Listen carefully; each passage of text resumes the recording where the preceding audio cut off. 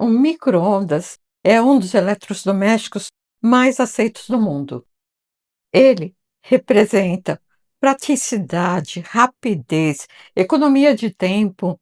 Para muita gente, também representa eficiência energética. Afinal, ele fica ligado por poucos minutos. Mas, e se o impacto real do micro-ondas não estivesse exatamente no tempo em que ele fica ligado? E se o maior impacto estivesse em lugares que quase ninguém nota? É por isso que eu quero deixar uma coisa muito clara antes de eu continuar. Esse vídeo não é sobre micro-ondas. O micro-ondas é só o exemplo. Esse vídeo é sobre competências. A competência de enxergar sistemas, de ir além do uso final e de fazer perguntas melhores. É isso que diferencia quem apenas executa tarefas de quem atua como consultor em sustentabilidade. Sustentabilidade não é decorar normas, não é fazer relatórios, é desenvolver a capacidade de enxergar aquilo que não está óbvio.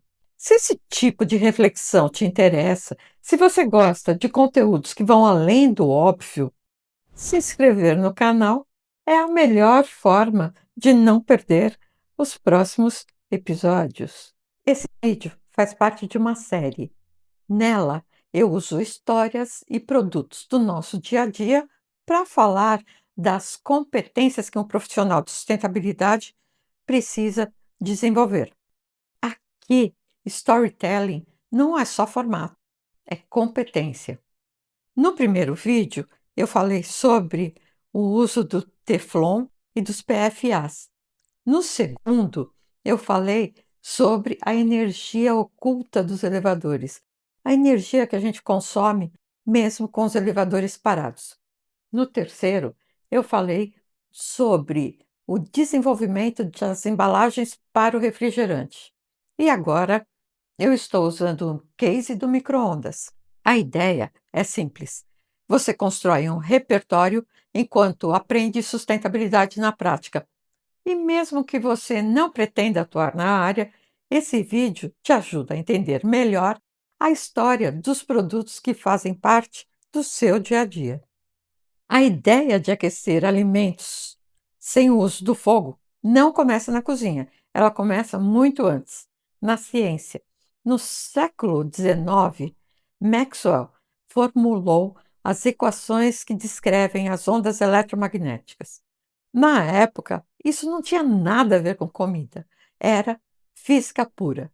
Campos elétricos, campos magnéticos, propagação de energia no espaço.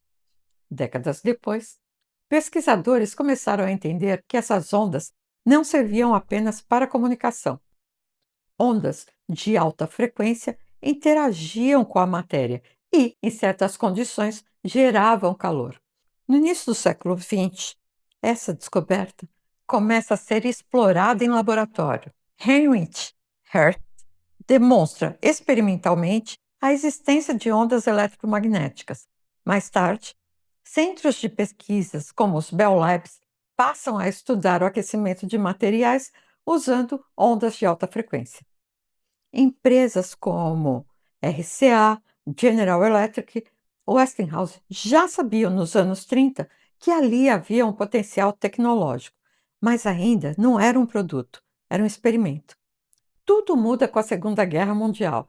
A guerra acelera brutalmente o desenvolvimento tecnológico. E uma das prioridades militares era o radar, detectar aviões e navios à distância. Para isso, era necessário gerar micro-ondas de alta potência. E é nesse contexto que, em 1939, o físico americano Albert Wallace Wool desenvolve o magnetron. O magnetron é um dispositivo capaz de converter energia elétrica em micro-ondas de forma extremamente eficiente. Ele não foi criado para cozinhar, ele foi criado para a guerra. Durante os anos 1940, universidades como Birmingham e centros de pesquisas ligados ao exército americano passam a usar magnétrons em sistemas de radar. Esses equipamentos eram grandes, caros e estratégicos. Em 1945, trabalhando com radares, o engenheiro Percy Spencer percebeu algo curioso. Reza a lenda que, enquanto ele operava o magnetron, uma barra de chocolate em seu bolso começou a derreter. Aquilo não fazia sentido. Até fazia.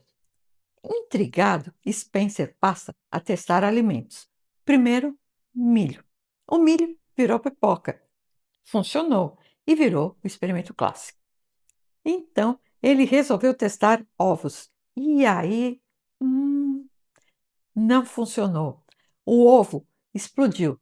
E isso aconteceu pelo mesmo motivo que a pipoca estoura, mas sem uma saída controlada. No milho, a casca segura a pressão até o ponto certo. No ovo, a pressão se acumula por dentro, não encontra por onde escapar e o sistema colapsa de uma vez. O micro-ondas não estava cozinhando o ovo, ele estava aquecendo a água lá dentro. A água virou vapor e o ovo virou uma pequena panela de pressão.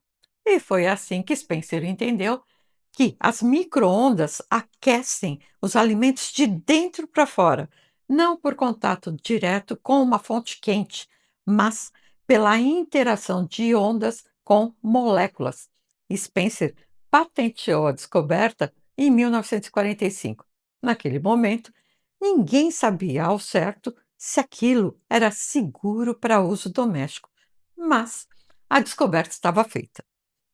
Para conter as micro-ondas, ele criou uma caixa metálica fechada com uma porta. Nascia ali o primeiro forno de micro-ondas. O primeiro modelo comercial, o Radarange, lançado nos anos seguintes, era um verdadeiro trambolho. Pesava mais de 300 quilos, custava equivalente a dezenas de milhares de dólares atuais.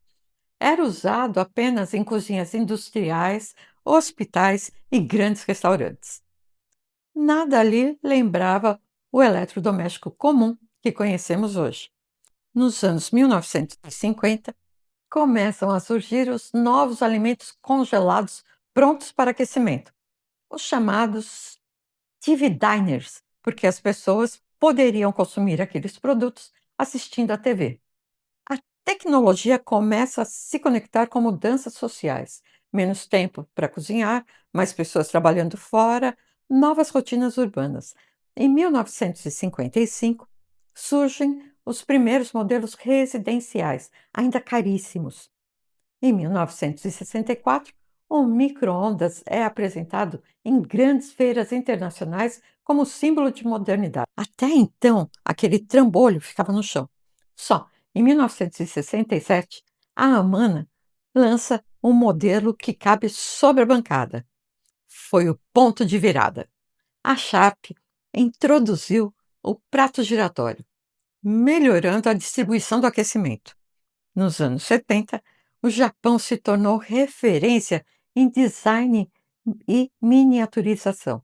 Nos anos 80, empresas como a Samsung desenvolveram sua própria tecnologia, estudando concorrentes e aprimorando processos. O micro-ondas evoluiu. Controles digitais, sensores, funções de descongelamento. Depois, conectividade, internet das coisas, integração com air fryers. No Brasil, o micro-ondas não chega como inovação científica, ele chega como símbolo, símbolo de modernidade.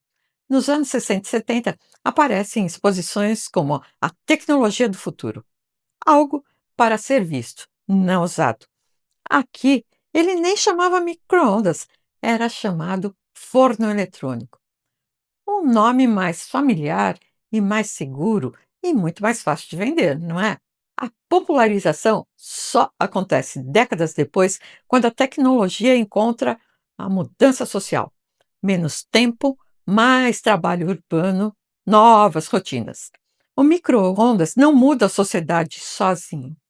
Ele entra quando a sociedade já mudou. O micro-ondas não nasceu para facilitar a rotina doméstica. Ele nasceu da guerra, da ciência e da indústria pesada.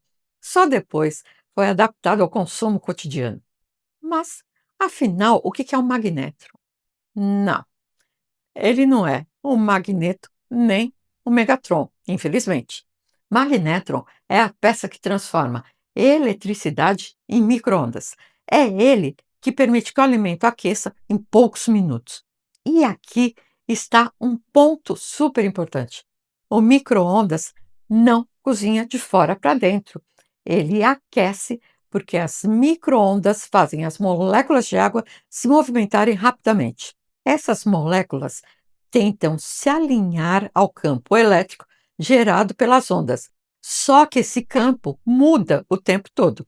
Resultado, elas não conseguem se alinhar. Ficam girando, vibrando, colidindo umas com as outras. Esse movimento constante gera calor dentro do alimento. É por isso que o micro-ondas aquece por dentro e não apenas na superfície, como acontece nos fornos tradicionais. E tem um detalhe que quase ninguém explica: o micro-ondas não aquece tudo da mesma forma. Ele aquece principalmente moléculas polares, como a água, a gordura e o açúcar. Moléculas polares são moléculas que têm um lado mais positivo e outro mais negativo. Elas reagem a campos elétricos. A água é o melhor exemplo disso. E é por isso que o micro-ondas aquece comida, mas não aquece diretamente o vidro ou o plástico. Esses materiais só esquentam depois, no contato com o alimento quente. E para evitar que essas micro-ondas escapem para fora do aparelho, o micro-ondas possui uma grade metálica colada ao vidro da porta. Os espaços dessa grade são menores do que o comprimento das ondas. As micro-ondas não conseguem passar. A luz passa, você enxerga a comida, mas as ondas ficam presas lá dentro. E o papel alumínio? Lembra do ovo? Eu disse que ele explode por pressão. Já o papel alumínio não. Ele solta faíscas, porque o metal reflete micro-ondas e concentra carga elétrica nas pontas. Quando essa carga não tem para onde ir, o ar ao redor ioniza e o micro-ondas vira um pequeno laboratório de física.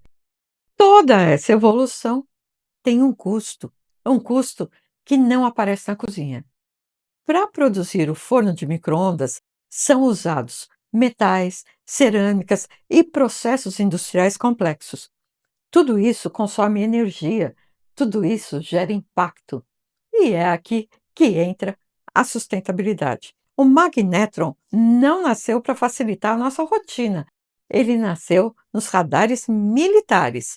O micro-ondas é o exemplo clássico de tecnologia desenvolvida para a guerra e só depois adaptada ao consumo civil.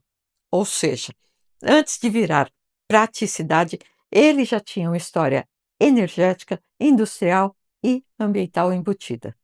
Depois da guerra, essa tecnologia foi adaptada para uso doméstico. No começo, os micro-ondas eram grandes, caros e usados apenas em cozinhas industriais.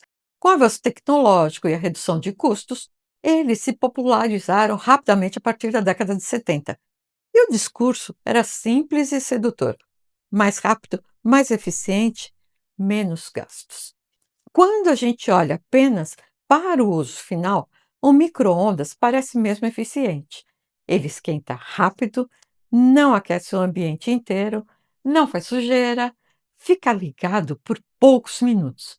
E é exatamente por isso que ele virou um símbolo de eficiência. A lógica é simples: menos tempo ligado deve significar menos energia gasta. Será?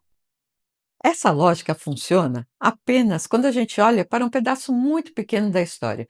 O problema é que a eficiência não é só tempo de uso. Sustentabilidade nunca foi apenas apertar um botão e olhar o que acontece depois. Ela começa quando a gente aprende a fazer uma pergunta diferente. Eficiente em relação a quê?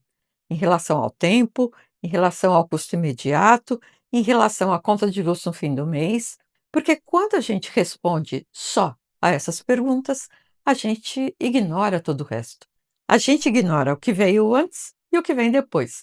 Ignora como esse produto foi produzido, ignora os materiais envolvidos, ignora o impacto acumulado quando milhões de pessoas fazem a mesma escolha. Sustentabilidade entra exatamente aí, no momento em que a gente percebe que o produto pode ser eficiente em um aspecto e, ainda assim, gerar impactos em vários outros.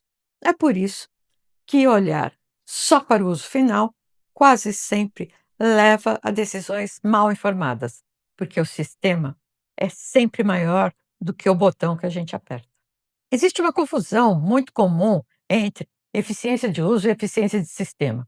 Eficiência de uso é aquilo que a gente vê, é o tempo que o aparelho fica ligado, é o consumo que aparece na conta de luz, é a sensação de praticidade no dia a dia. Já a eficiência de sistema é tudo aquilo que não aparece. É o que aconteceu antes do produto chegar até você e o que vai acontecer depois que ele sair da sua casa. Pense no ciclo de vida do produto como um todo, desde o nascimento dele até o descarte final. Um produto pode ser extremamente eficiente no uso final e ainda assim gerar um impacto enorme ao longo da sua vida inteira. Para que o micro-ondas chegue até a sua casa, muita coisa aconteceu antes. Alguém precisou extrair metais como ferro, cobre, alumínio. Esses metais vieram de minas, passaram por processos de refino, fundição, transformação industrial. Tudo isso consome energia. Tudo isso gera impacto ambiental. Depois disso, esses materiais viram componentes eletrônicos, placas, sensores, displays, fios, magnetron, componentes que exigem processos industriais complexos, uso de produtos químicos e cadeias globais de fornecimento. Em seguida, tudo é montado em fábricas, embalado, preparado para transporte. Aí o produto cruza países, atravessa oceanos, passa por centros de distribuição até a loja e, finalmente, até chegar à sua casa. Tudo isso consumiu energia, tudo isso gerou impacto, só que essa parte da história não aparece na conta de luz. Ela não aparece na etiqueta energética, não aparece no discurso de marketing. E é exatamente aí que mora a ilusão. A ilusão de achar que eficiência é apenas aquilo que a gente consegue medir no momento do uso. Quando a gente ignora o sistema, a gente toma decisões com base em informações incompletas. E decisões baseadas em informações incompletas quase sempre geram impactos que só aparecem lá na frente. Se esse tipo de raciocínio faz sentido para você, se inscrever no canal é a melhor forma de acompanhar os próximos passos. E o impacto do micro-ondas não termina quando ele chega à sua casa. Ele continua ao longo de toda a vida útil do produto. Existe consumo em stand-by. Mesmo desligado, o micro-ondas continua conectado à rede. Relógio, painel digital, sistemas eletrônicos. Isoladamente, isso parece irrelevante, mas multiplique por milhões de aparelhos ligados ao mesmo tempo. O impacto deixa de ser pequeno. Existe também o pico de demanda. O micro-ondas consome muita potência em pouco tempo. Quando milhões de pessoas usam micro-ondas nos mesmos horários, almoço e jantar, isso gera pico na rede elétrica. Para atender a esses picos, o sistema precisa de infraestrutura maior, usinas de reserva, capacidade instalada para o máximo, não para a média. E isso também é impacto ambiental. E, por fim, existe o fim de vida. Quando o micro-ondas quebra, fica obsoleto ou é descartado, ele vira lixo eletrônico, um tipo de resíduo difícil de reciclar, caro de tratar e muitas vezes exportado para outros países.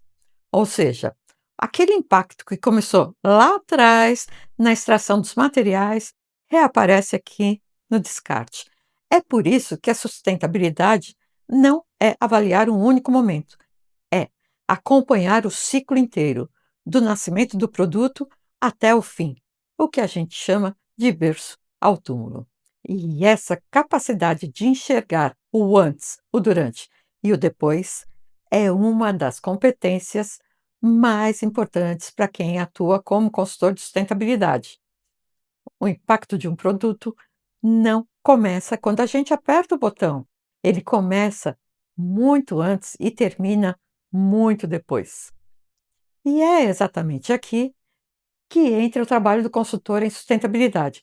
Quando uma empresa toma decisões olhando apenas para o uso final, ela repete esse mesmo erro que a gente acabou de ver no micro-ondas.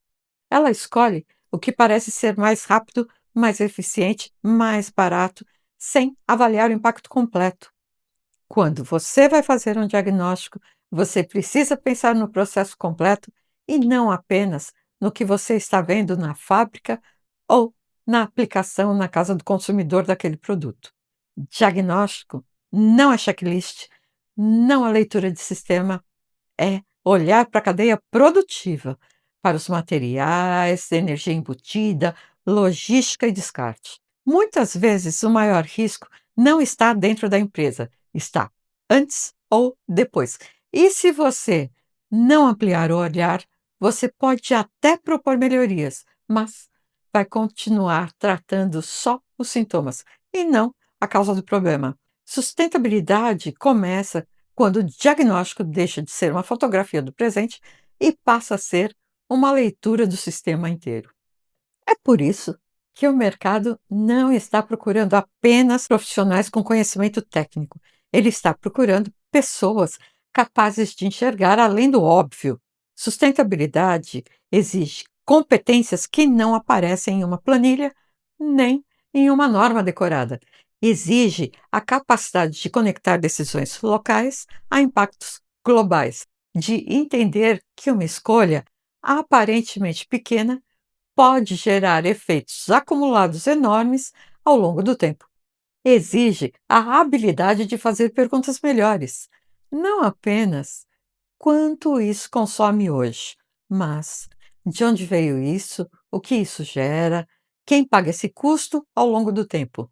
Exige também maturidade para não demonizar tecnologia nem simplificar problemas complexos. O profissional de sustentabilidade não é o fiscal do erro, ele é o tradutor do sistema.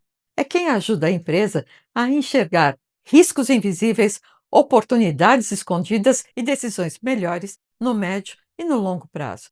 E essa competência não vem só de cursos, ela vem de trajetórias, de experiência, de capacidade de leitura. É por isso que tanta gente com bagagem profissional sólida encontra na consultoria em sustentabilidade o espaço onde essa experiência finalmente faz sentido. O micro-ondas segue a mesma lógica de outros produtos do nosso dia a dia. Soluções que parecem ótimas, mas escondem impactos invisíveis. Foi assim com o Teflon, é assim com o consumo de energia, é assim com as embalagens. Sustentabilidade real não é discurso, é entender o que está por trás. Quando a gente aprende a enxergar o sistema, a gente para de procurar vilões simples e começa a tomar decisões melhores, não por culpa, não por medo, mas por entendimento. Fez sentido para você? Então, se inscreva no canal e acompanhe os próximos episódios. Beijos e até o próximo vídeo.